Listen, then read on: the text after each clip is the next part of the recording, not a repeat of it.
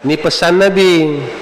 Siapa-siapa yang membuka aib orang lain dan mendengar aib orang lain, daripada saat itulah amal salehnya dihilangkan oleh Allah, lalu diberikan kepada orang yang dia buka aib itu.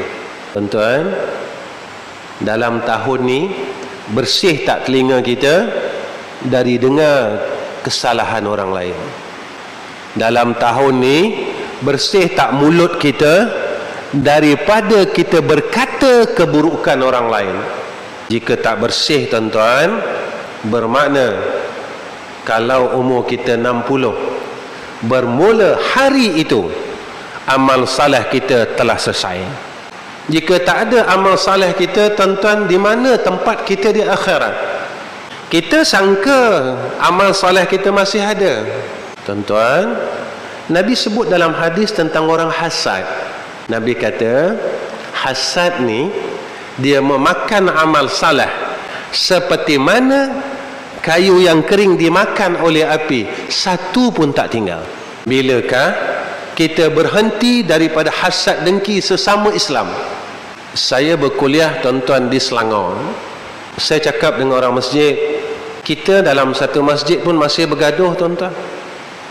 Yang bergaduh ini orang semayang. Yang bergaduh ini, yang kata di belakang-belakang ini orang baca Quran. Tuan-tuan, kita memang salat, tetapi salat kita ini bertepatan tak seperti yang dikehendaki oleh Allah. Ini bukan cerita isu itu, tuan-tuan. Saya tak cerita isu di antara jamaah bergaduh. Yang saya nak bangkitkan tentang ayat Allah ini, inna salata tanha anil fahsyai wal munkar. Semayang itu dapat cegah fahsyak, keburukan dan kejahatan. Macam mana orang yang dah semayang 5 tahun tapi tak tertegah fahsyak dan munkar? Bagaimana orang yang dah salat 40 tahun tetapi tidak tertegah padanya fahsyak dan munkar? Bagaimana orang yang dah solat 70 tahun tetapi tidak tertegah dalam diri dia fahsyak dan munkar?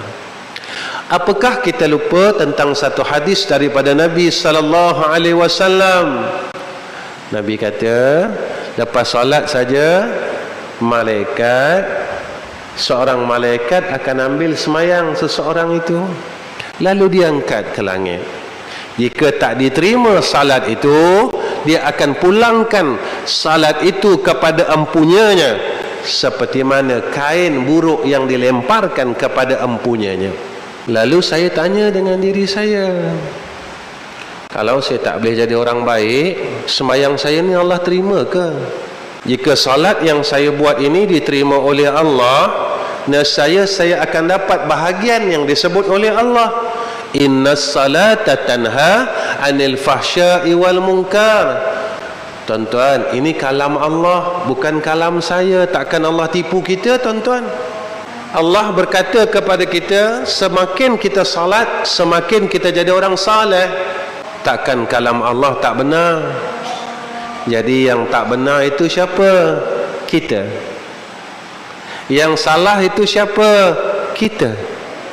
Yang tak betul itu siapa? Kita. Jadi kita bersihkan kesalahan kita. Sebab kita dah tak ada masa, tuan-tuan. Kita semua berada di umur, di ambang kematian.